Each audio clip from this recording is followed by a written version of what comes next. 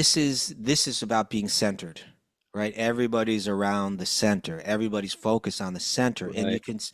there's such a beauty in this art because look in every one of the faces is like has a glow to it, has a they're shining. The harmony of being centered like this has created peace and a deep type of happiness in the hearts of every being, And Brahma, what he's doing right now is he's helping all the devas get centered. Let's go to the center. I'm going to teach you how to pray. It's like he's going to lead the prayer, which is kind of the way churches or temples or things work, right? It's like you go there, we're all trying to get centered. There's going to be a person that's going to speak that's going to help us get centered on what's important, like what is the focus? What is it that we live our life around? And so Brahma's offering prayers right now. It's going to go even deeper and deeper into this kind of central focus. Om Namo Bhagavate Vasudevaya. Om Namo Bhagavate Vasudevaya. Om Namo Bhagavate Vasudevaya.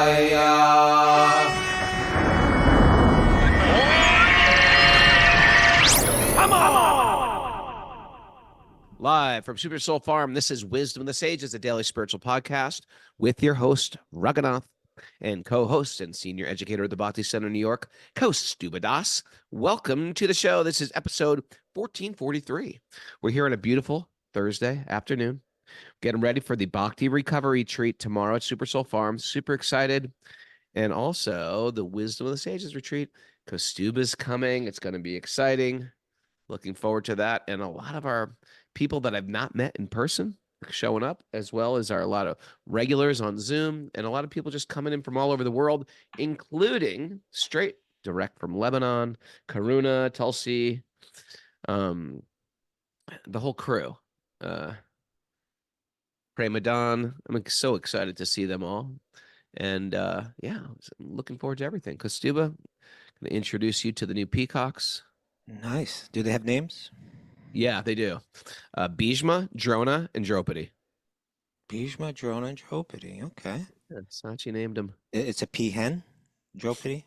Peahen's Draupadi. Yeah, she is. Okay. And when she surrenders, she puts her little talons in the air and says, Krishna, my life is in Is she your upset with hands. Bhishma for not backing her up when he needed her? When she No, needed she's him? forgiven Bhishma. Okay, that's good. Now she mates with him. No, Hare Krishna. Hare Krishna. They're just names. They don't represent the actual characters of the Mahabharata. Okay. They're just names. How are you, Kaustubha? I'm good. I'm looking forward to heading up tomorrow. Yeah, love for all our listeners who went through hell last night with the storm, including our very own manager, Linda. She's still yet to hear about how her house held up. She was in Tennessee, but we love you, Linda. But her home was right in the dead It center. was like, it's as if it was coming right towards her house. Oh, man. I know. And it's one of these things, and we talk about it on a regular basis, that material life can pull a hairpin turn when you least expect it. And so what do you do when everything falls apart? It's the material world, and it's sort of expected to sort of fall apart, but it's never really expected. So our love, our prayers go out. And have you seen those things that they have online now where like they show these weather people and they're like, this is why you need to evacuate because like this is what it looks like if there's 3 feet of water. And then they kind of have like this computerized kind of thing going on behind them. And it's like, and this, you can't drive your car. Everybody's stranded. You won't be able to get food. This thing. But this is what it's, like when it's 9 feet of water and it's like, okay, the cars are floating and this one may go up to 15 feet, I know there's electric storms, power outage. People are worried about diseases. I'm worried about all the gators that are going to be like, okay, it's our time now. That's right. They're just coming out of those swamps, grocery store, going into the streets. I bet there's going to be gators everywhere. Yeah. But Linda, we love you. Shanaz Om, Arumar, the Grateful. Who else we got down I think in there's Florida? snakes. Jimmy James. Genevieve's, the engineer. Ariel Castillo, I think, is down there sometimes. She's more down in Miami, I think, which is probably Miami's a little safe. I think Alach was okay too. That's the last I heard. Alach was not super affected, but they weren't affected by Helene also. and there were like And yeah. trees down everywhere. So it's when we say not affected, I mean they didn't get. It wasn't like bowling strike. It was sort of like, you got the 10 pin or something like that, All right. like you know. Okay, we're gonna right. There's all these things you get to play out on this podcast. Like he was watching Al Roker when he was a little kid, like, oh man, if I could be Al Roker talking about the You weather. know Al Roker lives around here. Yeah. He lives on around- the train all the time. He lives up the street from us. He lives in Canaan, New York. I got an Al Roker connection too. Do you? Yeah. I Well, my think sister everyone was on Al there's Roker. like Was 3 featured on Al degrees of Roker's- separation with Al Roker. Yeah, yeah, he's like that. All right, let's keep this moving forward, Raghunath. It is Let's moving not forward. turn this into the Weather Channel. You ready for some announcements? Yeah. Turn this into the Weather Channel. That's insulting. I'm giving out and praying love for all the people I know, suffering we've in done 9 that foot of very water nicely. and gators. And you've done that very well. It's deeply appreciated. Now we move on to the announcements, Margie. All right. We have Cult of Cain has an Asana class tomorrow at 10:30 a.m. for our supporting Sage community platform members. Ooh. And today's Bhakti Udi's birthday. So a big happy birthday. Oh, Bhakti all right. Udi Oh, turns Udi. The Udi turns 24. 24 years 24. young. Nothing. It's nothing. I know. And we are all excited because we are going to be at Govardhan Hill for the Govardhan Puja. We're so excited for that. All right. Dr. Udi is going to Govardhan Hill. We're really excited. Oh, that's nice. All right. Okay. We got a nugget today, Raghunath. Oh, this is from one of my favorite Mormons. Now, he's one of my favorite people, but he is a Mormon too. And he is named Stephen Covey. He wrote It's 7 actually Covey. Habits, but Stephen Covey. Covey. Covey. Okay. Although it looks like Covey. He's made some massive contributions to the world, Stephen Covey, Oh. especially with his book, 7 Habits of Highly Effective People. Sounds like just like a management book. No. It's a marriage book. It's a how to relate to your kids book. It's a personal integrity book. You haven't read that book. You may He want to also check wrote one, I think it was called Principle-Centered Leadership. Principle-centered leadership. Hmm. He's one of these very empowered, Shakti-Avesh, avatarish type of people. Our theme today has to do with being centered. All right. Hmm. That's our I can theme. help you with that. Okay. Here we You go. can start by reading this nugget. As a principle-centered person, you see things differently. Oh. And because you see things differently, you think differently. Oh, yeah. You act differently. Mhm. Because you have a high degree of security, guidance, wisdom, and power that flows from a solid, unchanging core, you have the foundation of a highly proactive and highly effective life. Nice. Share with me, Raghunath. Or would you like me to? What have you been thinking about this one? Well, let's start with, okay, he's written a whole book, right, on principle-centered leadership, that Yeah. your leadership shouldn't be coming from a random place, but it has to have you could say a foundation, or he's choosing to use the word center. And not trying to just please people with what the words that come out of your mouth. Whether it's that, or in other words, it's whether you're trying to be people-pleasing, or whether you just don't quite have a center, you're working based on intuition or whatever it may be. What am I centered around? This is a principle, this is something we can see in the micro and the macro. It's something that we can see in the solar system. It's something that we can, wherever you look, you can see,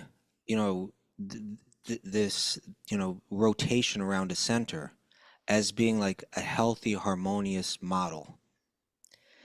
And he's saying that that's the way that we need to operate in life, that we need to have principles that we're centered around. When people talk, I kind of looked up, quotes on centered, and there's so many quotes on it, but sometimes it's vague about, well, what do you mean centered? Stephen Covey's not being vague. He's written a whole book, and he's here's important principles, and here's how you center your life around them. I'll give you an example. Tell me. Let's see. We got Deepak Chopra saying that the highest levels of performance come from people who are centered, intuitive, creative, reflective, people who know, people who know, people who know to see a problem as an opportunity. Okay. We have Paramahamsa Yogananda. Huh, what does he say? When your mind is fully withdrawn in super consciousness, it becomes centered in the bliss of the spine. All right. I don't know. I think I would have Good luck liked with that. Yogananda personally if I met him. All right. I think we would have been close. You have Peace Pilgrim. You know Peace Pilgrim? No. Okay. Do you know? The little lady. No one can find inner peace except by working, not in a self-centered way, Mm, but for the whole human family. There's another Deepak Chopra. Mature workers are less impulsive, less reactive, more creative, and more centered. Okay, but centered around what? What do we mean by centered? You know, right. and we're hearing now about you had a bunch of people that they were they were they were uncentered. Like their world was turned upside down and everything was chaotic. The Devas, you know, they were falling apart. And they went to Brahma, who's like centered, right? He's up there in Brahmaloka, focused in his meditation. He's centered around what? Around Vishnu, right? Who he sees as the center of the universe, the very center of the universe, right? Everything is stemming from right out of his navel, right? Right. Grows the lotus upon which Brahma is born, and then he creates, and everything is around that center of Vishnu. So he's peaceful, and Yeah. his whole life is moving in a harmonious, healthy way based on this Vishnu-centered model. Yeah. They're like, we're desperate. We don't know what's going on. Our world is falling apart. He's like, let's go talk to Vishnu. He's the center, right? And then he starts to pray. And I was thinking about it today, really. Oh, first of all, you know what I was thinking right now? What? You remember it was like a year and a half ago, we had a show, and that Yeah. show was entitled, it was episode number 958. You and Mara can like just whip off numbers. Like, don't you remember episode Well, I 777? had to look it Like, up. no, I don't remember that. 958 You guys sounds are like like walking, talking wisdom of the sages indexes. well, 958 sounds like a long time ago, right? It's like It does. It sounds like it was less than halfway. 500 episodes ago. What did we talk about? The title was How the Ancient Temples Energize Our Minds. Oh yeah, And Mandir. I had Mandir. Mandira, peaceful Right. mind, right? Adira. Man. Steady mind. Steady mind. Um, and so, that's an interesting name for the Bhakti Recovery. They had to work with this Mandira because Dira also means like sober, right? Mandira, sober mind.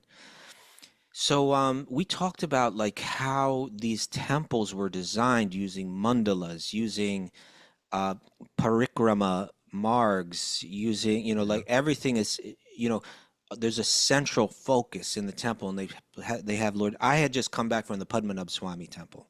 Right. You had just come back from the Srinathji's temple in Yeah. Hattuar, and you know, there you have these. I really like that Kerala style painting, Kerala style art that they Yeah. have in the temple, the Yes. murals that they have. Yeah. Which I'm going to share this on the chat just so at least the people here can see. This stuff from like Adi Keshava Mandir. Adi Keshava Mandir has that kind of art. Yeah, and Adi Keshava is slightly out of Kerala, but it's close enough, right? It's just across the border. But let me see if I can find this 1 second. Yesterday's desktop. Oh, I don't know why I don't have it here. Okay, here we go. Dun, dun, dun, dun, dun.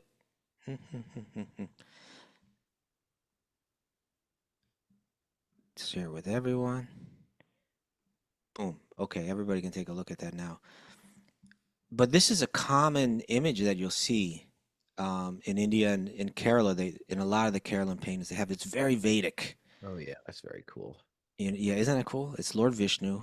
Really cool. At his feet is the goddess Lakshmi. At his head is the goddess Bu, or Mother Earth. Right?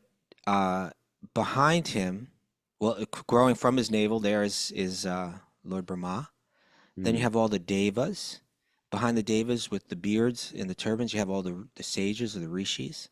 Mm. On the left there, you can see that the kind of the head rishi is Narda. He's got his veena in his hand. Good eye. It's Good like eye, good those eye. find. Yeah, they should have the numbers on these. Down down What are below, you those? see the What are those four called? Those Kumars. find the thing. Yeah. Find the thing. You see the four Kumars You got down a below him. circle.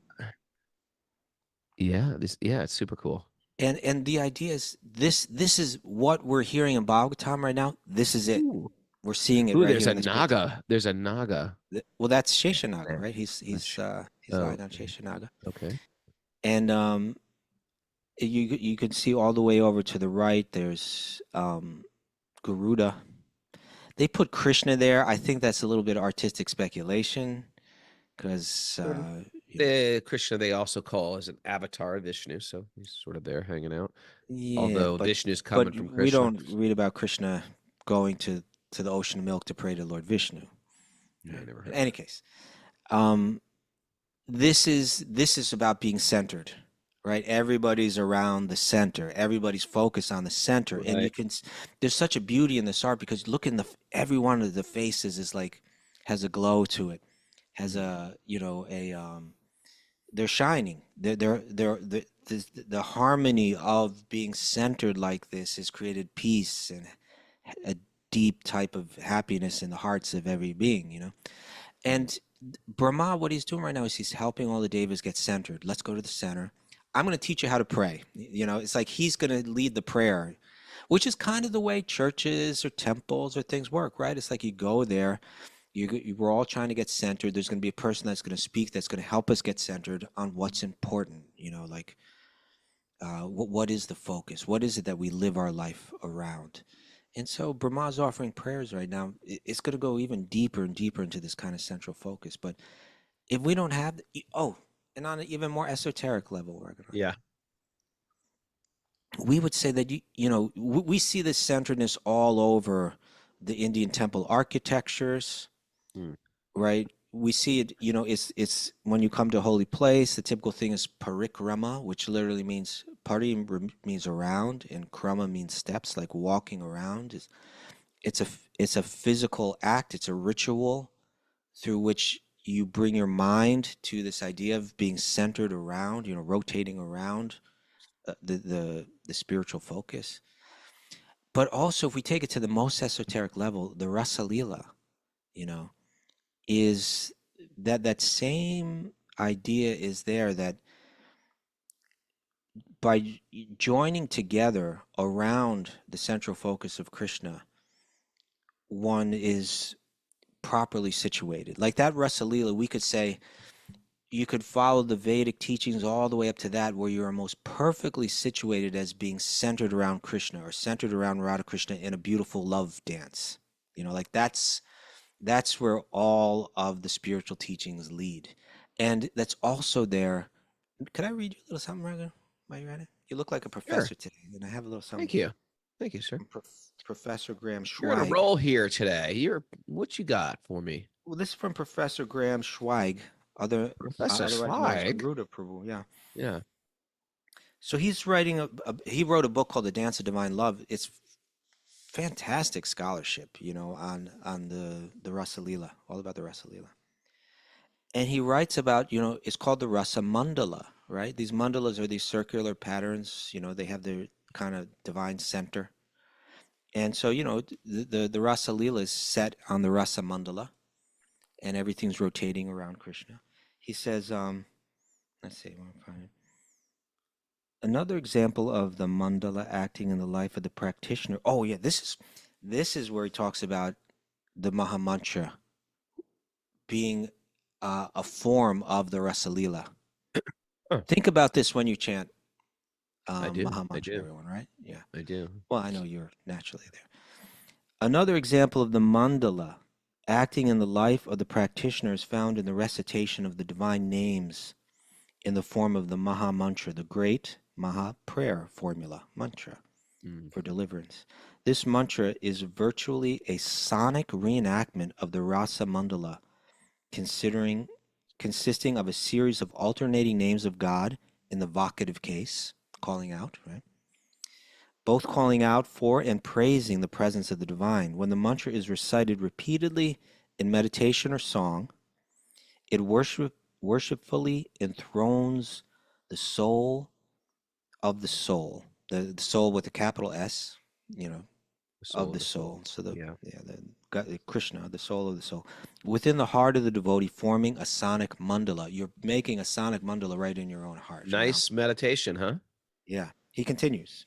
The circuitous arrangement of the words of the Maha Mantra consists of an alternating pattern between an equal number of feminine as Hare and masculine as Krishna, Rama, and Rama. The sacred 32-syllable mantra appears as follows: Hare Krishna, Krishna, Krishna, Hare, Hare Rama, Rama, Rama, Hare. Like one of those Radha Swami classes where he goes, everyone. So we will chant the holy name, and like 4,000 people. Yeah. So it's like on most of the tapes when that comes, it's like it blows out your ears if you have a blows out headphones your on. ears. I always think of like new people on their first day who walk into that class like, what the heck? You know, when I was into hardcore and getting my first exposure to the Hare Krishnas, yeah, and I would hear this mantra, it's just like, what the, what the hell is that? It's like back and forth thing. Right. It's like that's what you meditate on, or something. And it seemed to me like, I don't know how I would characterize it, but like, it seemed to me just, well, very alien. But also, like, why the back and forth thing going on? It seems like it's not like om or something, like it seemed like. But that's changed so much in my life now, 37 years later, whatever. And here what it means to me in my mind, in my heart, and how it's being described here. Okay, let's really understand what's going on when we chant that mantra. So he goes on. He says the pattern movement of 8 pairs of feminine and masculine names of the divine can be observed in the mantra. Within 4 of the pairs, okay, he's going to go in and kind of describe, first you have Hare Krishna. It's like female, male, female, male, female, male, female, male. Yeah. Female, female, male, male, female, female, male, male. Right? It's like that's the pattern he describes. Thus, the dance-like movement can be observed both within and between pairs. Additionally, the mantra begins and ends with feminine names, enclosing the masculine names, just as the gopis engulf Krishna when they encircle him during the commencement of the Rasa dance. When the practitioners recite the mantra over and over, the divine names form a circular pattern imitative of the exchange between the feminine and masculine partners in the Rasa dance. It can be seen then that the presence of the Rasa Mandala is the archetypical in Vaishnava practices. Beautiful, huh? So beautiful. That center. Were you religious? Were you religious growing up? Did you go to church As a little boy, or as a young man, whatever? I believed in God. I don't think I ever gave up faith in God, but I didn't. It wasn't really developed at all. Okay, Mara. God, when you were little? Yeah, I believed in God when I was little. Really? Did you go to church? No. No. Were you Jewish? Synagogue? Yeah. We never went to synagogue, but yeah, my mom's Jewish. Huh. Okay, I'm going to read you a little more, Raghunath, okay? Really? I don't like read it. Let's talk. No. Listen, Raghunath. It's a podcast. Let's talk. I don't want to read. Listen, hear me out. This is good stuff. I think for a lot of people hearing about Maha Mantra and the Rasa Leelas, context that's helpful, right? Okay. All right. The Rasa dance is perhaps, he's talking about symbols. He says the Rasa dance is a symbol. The cowherd maidens linking arms in the dance represent the linking of human hearts and the solidarity of the human community of devoted souls. Nice. All souls collectively are invited to dance together with God, while simultaneously each individual soul is able to dance with God personally and exclusively. Because Krishna multiplies himself in the dance, right? The Rasa dance symbolizes the humility and passion of the devoted soul, the humility of love expressed through linking with other human beings, because all the gopis were linked. And the passion of love through souls linking with the Supreme, but they're also all linked with Krishna. This linking is the meaning of yoga, of which we have seen the gopis are the masters, they're the Yogeshwaris. The divine circle. Oh, now this is nice. This is from Diana Eck, Diana, professor at another Harvard. scholar, academics. She says that God's infinite. Diana Eck sees the Rasa Leela as presenting a symbol of supreme love when she states that the theological message of the story is essentially God's infinite capacity to love. Her statement is supported by her observation that there was plenty of Krishna to go around and abundance of Krishna's presence. Thus, it is only after devoted souls come together. Okay, here we go, right? We come together to surround the divinity in a great circle, their arms linked in affectionate fellowship, that the deity agrees to connect personally with each soul, implying that God is indebted toward those who bond with other souls for the purpose of honoring, serving, and loving him. That's being centered, right? Very cool. That's what it means to be centered individually and collectively. Now you speak. We're gonna go for it. It's all yours. That's pretty good. That's good. I don't really have anything to say after that.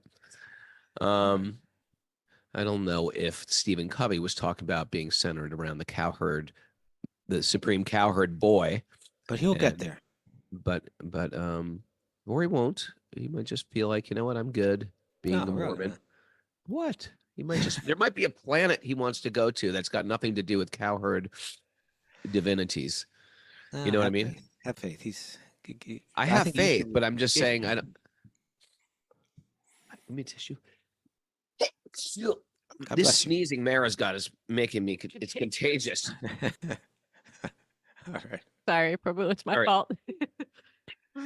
All right, let's break into this, sir. Ready? I'm ready. Narayanam namaskritya naram chaivanaruttamam devim saraswatim vyasam tato jayam madhirayat. Before we start the Srimad Bhagavatam, which there are means of conquest, one should offer respectful obeisances to the Supreme Lord Narayan. Unto Narayan Rishi, the supermost human being, unto Mother Saraswati, the goddess of learning, and to Srila Vyasadeva, the author. Nasta prayeshu badreshu nityam bhagavat sevaya bhagavati uttama shloke bhaktir bhavati naishtaki. By regular attendance in classes in the Bhagavatam and by rendering service to the pure devotees, all that is troublesome to the heart will become eradicated, and loving service to the Supreme Lord, who is praised with transcendental songs, will be established as an irrevocable fact. Om Gyanatamarandasya Gyananjana Shalakaya Chakshurun Midatam Nena Tasmai Shri Gurave Namaha. I was born in the darkness of ignorance. My teachers are opening my eyes with the torchlight of knowledge. I offer my obeisances at their lotus feet. Reading from the Srimad Bhagavatam, Canto 8, Chapter 5, Text 31. I would love a show of hands on the message board if you were a spiritual kid, a religious kid, and then if you were a religious teen, because there's a sort of a difference. 5 years old, you just do whatever your parents say. By the time you hit teenager-ness, you sort of like, well, I'm going my own way. I would like to see that on the message board. Are there any religious teens? I was sort of like religious. Oh yeah, they're out there. I was religious teen. Yeah, What kind of degraded world were you living in as a teenager, Mara? A very degraded world, actually. I can't imagine Mara degraded. See, like Timothy Tucker, he says he was Catholic and a religious kid, and then an atheist teen. Yeah, there's definitely that is there. That's when you got to start to make up your own. Sundari Radha, atheist. I could see that. Not in a bad way, but let's read. Devout Mormon until 16, Quincy. Okay. Text 31. Since our bodies are made of sattva guna, whose bodies? The bodies of the demigods, ours. Okay. We, the demigods, are internally and externally situated in goodness. All the great saints are also situated in that way. Therefore, even if we cannot understand the supreme personality of Godhead, what is it to be said? What is to be said of those who are most insignificant in their bodily constitutions? Being situated in the modes of passion and ignorance. I think it's safe to say my body is in passion and ignorance. Okay. Probably leaning into ignorance. How can they understand the Lord? Yes, that's true. At nighttime, I'm fully 100% ignorant. Let Cut us to offer our Raghunath drooling on the pillow. well, I tell you, we were doing Bhagavad Gita class last night, Yeah. and it gets to this. Once it gets after 8:30, you can just see tamas taking over. That's taking you down. But I will say this, Mr. Kastuba, Please to the do. degree that you imbibe Harikatha, meaning hearing the stories of Lord Krishna and Vedic lectures and Vedic scriptures, it starts to transform your consciousness even at night when you're sleeping. I've been having so many Krishna conscious dreams lately. Oh, good for You're involved in some of them. am I working counter your No, you're union doing with the great. Lord, or You're doing good. You're doing good in my I'm in dreams. harmony? But in your dream? Krishna seeps into your nighttime. So even this is how there are ways to change your gunas, so to speak. And one is the literature that you read, the time of day, right? Go to bed early, rising early. It's important to rise early for that It's reason. a way of centering yourself. It's a way of centering yourself. Yes, your rituals, your morning rituals, etc. It starts, with Bhagavatam and ends with Bhagavatam. It starts with Krishna, and then you could do a circle. Yeah. Last couple of days, I've been a little off center, Christine. Okay, I'm gonna come up and help with that, Ragnar. It was the hurricane thing got me. The hurricane was like, this is like a responsible thing. I'm going to check on the hurricane. And next thing you know, I'm like, See? oh, look what other things are on YouTube. It's like that. And then you fall down the YouTube hole? It's like, Okay. Let's an fall hour into and a the half later, Bhagavatam. all your morning rituals are like wasted. Yeah. We are still marginal beings. We are. Okay. Did you finish that verse? 32. On this earth, there are 4 kinds of living entities who are all created by him. The material creation rests on his lotus feet. He is the great supreme person, full of opulence and power. May he be pleased with us. Yeah, so we can think of that painting now. Well, maybe we could share this on the Sage Community platform, the painting. But now he's getting everybody centered around him, right? Well, yeah. Soma, the moon, is the source of. Oh, you know what we got to talk about, right? Because he's about to shift right now. That skips Yeah. No, you didn't skip anything. the entire cosmic movement station. Oh yeah. No, you're at the right place. No, you're good. You're good. I'm saying that right now his prayer is going to go in a particular place, and he's going to begin to describe how to see the entire universe as the body of Lord Vishnu. You okay? Yeah. Did I offend you in some way? No. Tell me.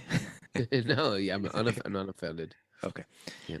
So now he's going to begin to describe the feet, and then he's going to work up the body of by looking at the universe, seeing the entire universe as Lord Vishnu. This way, my thoughts are always on him, always centered on him. Mm-hmm. Text 33. The entire cosmic manifestation has emerged from water, and it is because of water that all living entities endure, live, and develop. This water is nothing but the semen of the Supreme Personality of Godhead. Therefore, may the Supreme Personality of Godhead, who has such great potency, be pleased with us. Okay, so all life is coming from it, the water, right? So first he described the feet, the material. In 32, he said the material creation rests on his lotus feet. Yeah. Now we're hearing that this is the waters. We see water as a semen. Next, the moon. The moon, the soma, the moon, is the source of food grains, strength, and longevity for all the demigods. He is also the master of all vegetation and the source of generation for all living entities. How do you like that as a bio, Ragnar? You know what? Yeah. I'm the master of all Soma vegetation. has a 500-hour yoga training. He's also the source of the He's got a master's degree in vegetation. It's very interesting, this whole moon connected to vegetables. Well, I did a little research on that for you, Ragnar. Oh, really? Read the whole verse, and I'll read that for you. Okay. He's May the Supreme Personality of Godhead, the source of all opulence, be pleased with us. Okay, please tell us about how the moon is connected to nourishing vegetables, because that's what the Gita says. Well, the moon, First of all, the moon is the lord of the trees, according to Vedic texts. Never heard that. Yeah, it's a fact. I And the wonder. moon, huh? Go on. The moon affects, we all know like the moon affects the tides and all of that. Yeah. But the moon also affects the flow of water through plants. Yeah. So sap moves more vigorously during the waxing phase as the moon grows to full and slows down as the moon wanes to a thin morning crescent. As the moon increases in light towards the full moon, sap flows more active. Conversely, as the moon wanes, sap flows slowly. And so therefore, when to prune a plant. I think you don't want to prune it when it's flowing more vigorously. You want to prune it when it's flowing less. Otherwise, it becomes prone to disease. Raghunath doesn't like it if I'm going to speak on botany. You can see, I see him becoming annoyed. I don't know what you know more than me, Raghunath, okay? I see you getting annoyed right now. You're like, he cannot talk more about botany than me. You go. What you asked me 2 minutes ago, right? Yeah. And so, there's a strong connection about by moving that sap through the trees, it's pulling the nutrients into the plant and make it, nourishing it and so on. Sure. That's how plants get their nourishment from the earth, but it's got to be pulled up by the water. And the moon is affecting that, like it's like a tide pulling the nourishment right into the plants. Probably the best time to tap trees on a full moon in the spring. There's something to Right. think about that. And when you plant the seeds, all of that is done according to the moon. Yeah, it's the farmer's almanac. All right. Almanac. Okay, fire, which is born for the sake of accepting oblations in ritualistic ceremonies, is the mouth of the Supreme Personality of Godhead. Fire exists within the depths of the ocean to produce wealth. And fire is also present in the abdomen to digest food and produce various secretions for the maintenance of the body. May that supremely powerful personality of Godhead be pleased with us. Yeah, apparently there's a fire beneath the ocean. I believe that. Some type of heat in the center of there's the a earth. heater I mean, down that's there. not so hard to believe. Yeah. Just like our body has some heat in it, Yeah. keeping us warm. Yep. And he's that fire as well. Yeah. It's not like there's like a Bic lighter in your belly, but there's some type of heat, energy. It's the heat of digestion. And Right. okay. The sun god marks the path of liberation, which is called Achiradi Bhartma. He is the chief source for understanding of the Vedas. He is the abode where the absolute truth can be worshipped. He is the gateway to liberation, and he is the source of eternal life as well as the cause of death. The sun god is the eye of the Lord. May that supreme Lord, who is supremely opulent, be pleased with us. The eye. Right. Prabhupada writes, unless there is sunlight, no living entity on any planet can see. Therefore, the sun is considered to be the eye of the Supreme Lord. This is confirmed here by the words Yachchakshar Asit, and in the Brahma Samhita by the words Yachchaktar Eva Savita. The word Satvita means the sun god. Now here's the thing. Let's take a step back, right? There's going to be more about this kind of seeing different aspects of the universe as different parts of the body of Lord Vishnu. It's like a let's say Raghunath. Okay, let's use our imaginations here, okay? Okay. All right. Let's say Raghunath created like a nation. Like he had like such deep insights about life and was able to communicate them so clearly that like people just started getting inspired.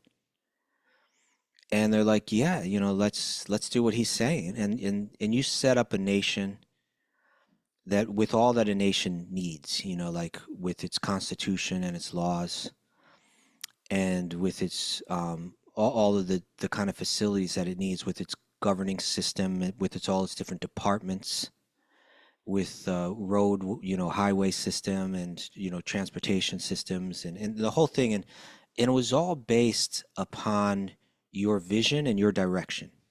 Okay. And people found that Raghunath is so wise and insightful that when we follow his vision, that everything works smoothly, it's harmonious, everything works, it's healthy and harmonious.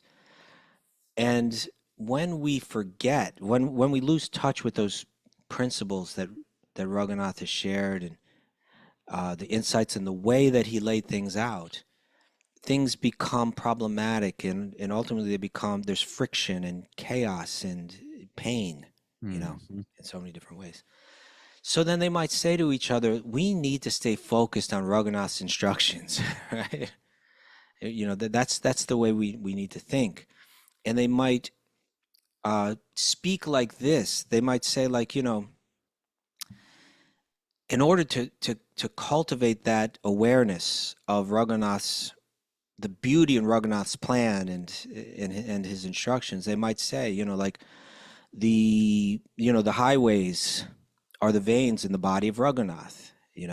Everything is flowing through them. That's how we have the harmonious system, is like flowing through the veins. If we see the nation as the body of Raghunath, the maybe the laws, of the nation are like his powerful arms, that keep everything in order. And the Constitution is his mind, that it's like that. Let's see everything in relation to the central person.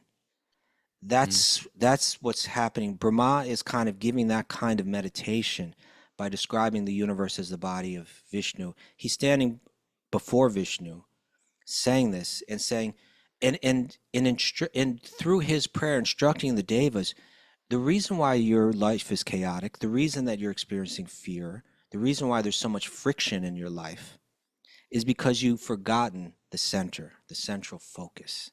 And so now your life's in chaos. And it's so interesting, right? Because they're going to present these prayers and say, our world's chaotic. The Devas, the Asuras have taken over. The demons have taken over. Our whole world is a mess. Help us. Give us some instruction. And he's going to give the instruction that I'm going to, in battle, all your soldiers have been dying. I'm going to share with you this divine nectar, this life-giving, rejuvenating nectar, right? Nectar of immortality. Mm. And they're going to be like, great, that's what we came for. And like, yeah, how do we get it? Where do we find it? And he's say, well, in order to get this, you're going to have to work in cooperation with your enemies. It's like, no, like that's not what we want to do, right? But ultimately, they all have to kind of get centered around Lord Vishnu in the form of kurma, right? Mm.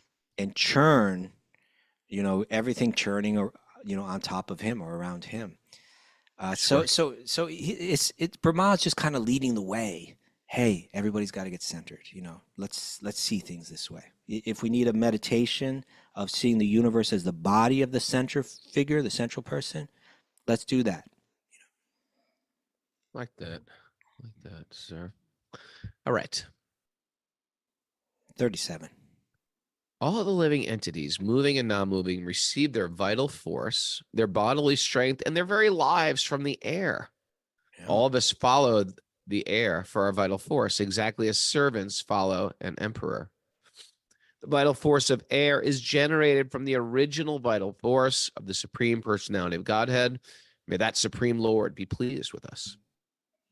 Text 38. May the supremely powerful personality of Godhead be pleased with us. The different directions are generated from his ears. The holes of the body come from his heart. And the vital force, the senses, the mind, the air within the body, and the ether, which is the shelter of the body, come from his navel. Okay, so that was the material elements. Now the Devas, how the Devas are parts of his body. Mahendra, that's Indra, right? The king of Yeah. heaven, was generated from the prowess of the Lord. The demigods were generated from the mercy of the Lord. Lord Shiva was generated from the anger of the Lord, and Lord Brahma from his sober intelligence. Okay. This is Brahma speaking, right? Yes.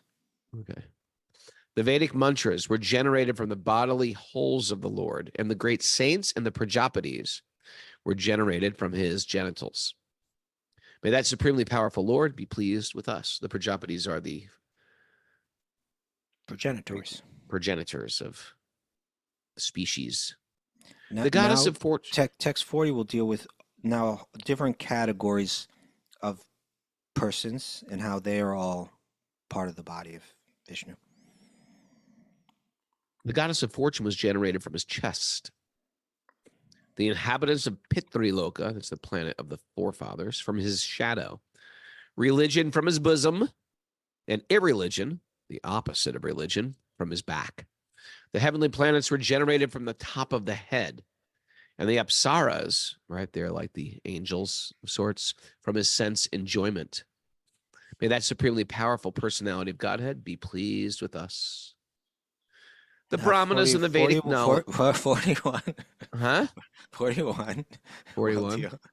41 is how the Varnas, the social order, how the different categories within the social order are all parts of the body of Vishnu.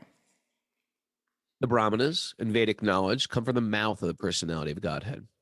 The Kshatriyas, the warriors, right, and in bodily strength come from his arms. The Vaishyas and their expert knowledge in productivity and wealth come from his thighs. And the Sudras, who are outside Vedic knowledge, come from his feet. May that supreme personality of Godhead, who is full in prowess, be pleased with us. Now, different qualities that we all have. You could say emotions or qualities, how they're all parts of the body of the Lord. Greed is generated from his lower lip. Affection from his upper lip. Bodily luster from his nose. Animalistic lusty desires from his sense of touch. Yamaraj from his eyebrows. And eternal time from his eyelashes. May that supreme Lord be pleased with us. All learned men say that the 5 elements, eternal time, fruit of activity, and the 3 gunas, and the varieties produced by these 3 gunas are all creations of Yogamaya. This material world and therefore extremely difficult. This material world is therefore extremely difficult to understand, but those who are highly learned have rejected it. May the Supreme Personality of Godhead, who is the controller of everything, be pleased with us. Let's talk about they've rejected it. They've just accepted it as like, this is a matrix. Don't be fooled. Yeah. Don't you get it? Yeah. They've rejected the idea that their happiness is found within this, that the deep, real, true happiness is found as a product of this world, right? It's dreamlike, meaning you can have a good dream. You can also have a nightmare. Find something that's actually that doesn't fade, a spiritual high that doesn't fade, a happiness that is not subject to change with the change of the weather vane, the change of seasons, right? There's something more grounding than sense gratification. Yeah. There's something more internal. There's something more centered in our joy, a centered joy. Yeah, it's kind of like, like we were talking about micro and macro. Yeah. And like, what is the solar system? But it's planets moving around the sun, which serves as the center, and it was also providing the heat and the light and everything that there needs to be life. Right. But not only are all the planets rotating around the sun, but they're also revolving on their own axis. Yeah. So at any moment, half of a planet is facing the sun and half of it is facing away. Right? And so when it's facing the sun, it's bright. And when it's facing away, it's dark. And, it's particularly at night where there's more fear. There's more, it's when you're faced away from the center that there's more fear, there's more trouble generally, Then you wait for the sun to rise and it kind of feels good and, it's safe again and so on. So I'm forgetting why I said that, but it had something to do with what we just read and what you just said. Centered. Yeah. Center, the sun. Oh, but rejecting macro. it. Yeah, rejecting it. And so like when in one sense, it's as simple as either, there's that biblical verse that either you accept God or mammon, right? Like either you accept God or like the material side. And we're either facing towards the sun or we're facing away from it at any moment, right? Sure. So it's saying that the wise have rejected the dark side and they're turned to the bright side, right? They're turned back towards the center. Okay. Lovely. Miss Mara, Yeah. we take done? us away. Give us something to remember today in the course of bedtime? our busyness and our duties and our hustle. Can I hold on to? Revolve around the spiritual center. All right. Link your hearts together and dance with God. LinkedIn. God has the ability for infinite love. That's right. Infinite love. According to Diana Eck. Diana Eck, exactly. I met Diana Eck. Did you? What did you? Yeah, because I was a temple president of Boston for a little while there, and She was going she, to. she had me speak at one of her panels at Harvard University. Thank you. Oh, All right. Yes. I was arrested once at Harvard University. and she also came and she would come occasionally to the temple there, bring a group. Nice. I always find it fascinating. These people just randomly study bhakti Really? and they get their PhD in it. She was very nice. I'm liked sure her she a lot. was. Yeah. Okay. All right. Center your thoughts on Lord Vishnu. Center around Vishnu. The sun is the eye. Mm. The eyeball. Your life becomes chaos when you forget the center. There you go. Good job. And Yeah. prune your trees based on the moon phases. There you go, Raga. There you go. Pruning advice for you today. I Thank could just you see, for once the- I started speaking about it, I just saw you heating up. I saw, Who's Christopher, this he big think? he's city guy, he doesn't know anything. Oh, that was a good one. Elevate the chandalas using sonic mandalas Nice. Oh. from Achuta. Pretty good. I got some chandala in me. All right, everybody. Tomorrow, Kastuba's coming to town. Kastuba Prabhu is But I- coming to But the show, I'll still be here. Huh? But I'll still be here for Are you the doing the show. show? Okay. All right. When you come, I'm loving this painting, though. I'm going to prank you when you come. You're going to walk in the door and a bucket of maple syrup is going to pour over your head. And you're going to go, Raganath, and all of a sudden, all these feathers are going to come down. You're Feathers. That would be a very expensive prank. Yeah, well, we'll get some Well, the cheap- feathers just need one pillow. cheaper Like corn syrup, maybe? Syrup. Corn syrup instead of maple syrup. Good to see everybody on the show today. What's up, Jiva G? Happy birthday, Bhakta Udi. Come here. Let's bring Bhakta Udi over here. Ah, birthday boy. Birthday boy. Yes. Here he is, the birthday boy. And you know, it's Clifford Dean's birthday today, too. Haribo, Clifford Dean. Bhakta Udi, what do you think? Go over downhill and go over down Puja. What do you think about that? Unfathomable mercy. I'm very excited and doing He well. actually, he understands. That's actually, that's what any great sage would have said. It's unfathomable. There's nothing else. It's unfathomable mercy. Okay, Road Rage. You can unmute here. How are you, Road Rage? Excellent. Excellent. I had to unmute you because you're the Sage Group leader here. Yeah, Bhaktaudi is, such an addition to our sage group. Thank you so much for letting him spend that time with us. Look at these Oh, connections. yeah, we love him.